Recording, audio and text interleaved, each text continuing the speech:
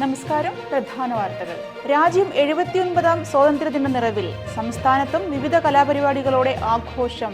Operation സിന്ദൂറിൽ വലതുകൈ നഷ്ടപ്പെട്ട മലയാളി സൈനികൻ വരുണിന് വായുസേന medal. താരസംഘടനയായ അമ്മയെ ശ്വേതാ മേനോൻ നയിക്കും. ജയൻ ചേർത്തലയും ലക്ഷ്മി പ്രിയയും വൈസ് പ്രസിഡന്റുമാർ. ഇന്ത്യയുമായി പ്രവർത്തിക്കാൻ തയ്യാറെന്ന് ചൈന. കനത്ത മഴ. തൃശൂർ ജില്ലയിലെ വിദ്യാഭ്യാസ സ്ഥാപനങ്ങൾക്ക് നാളെ അവധി. വാർത്തകൾ വിശദമായി. രാജ്യം 79ാം സ്വാതന്ത്ര്യദിന നിറവിൽ ചെങ്കോട്ടയിൽ പ്രധാനമന്ത്രി നരേന്ദ്രമോദി ദേശീയ പതാക ഉയർത്തി. 1 മണിക്കൂർ 43 മിനിറ്റ് പ്രസംഗം. ചെങ്കോട്ടയിൽ നടത്തിയ പ്രസംഗത്തിൽ റെക്കോർഡിട്ട് പ്രധാനമന്ത്രി നരേന്ദ്രമോദി हमारे वीर जाबाज सैनिकों ने दुश्मनों को उनकी कल्पना से परे सजा दी है। पूरा हिंदुस्तान आक्रोश से भरा हुआ था। पूरा विश्व भी इस प्रकार से संहार से चौंक गया था।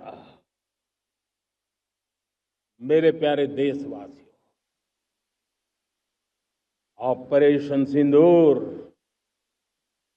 उसी आक्रोश की अभिव्यक्ति है. നെടുങ്കോലം ഗവൺമെന്റ് ഹൈസ്കൂളിൽ നടന്ന സ്വാതന്ത്ര്യദിന ആഘോഷ പരിപാടികളിൽ നിന്ന്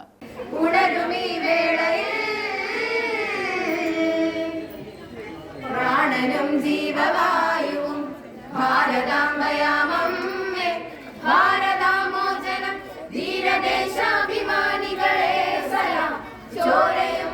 മെസ്സിയുടെ ഇന്ത്യൻ പര്യടനം അന്തിമ അനുമതി. ഡിസംബർ 12-ന് എത്തും. മോദിയുമായി കൂടിക്കാഴ്ച.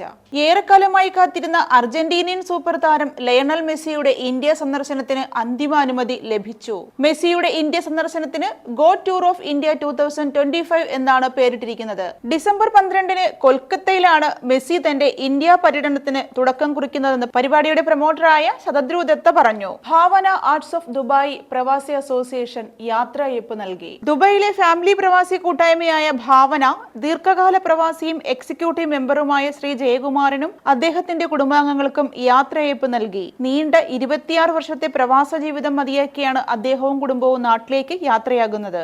ഭാവന president Shri K Nasar, vice president Shri Mohan George, treasurer Shri Najeeb തുടങ്ങിയവർ സംബന്ധിച്ചു.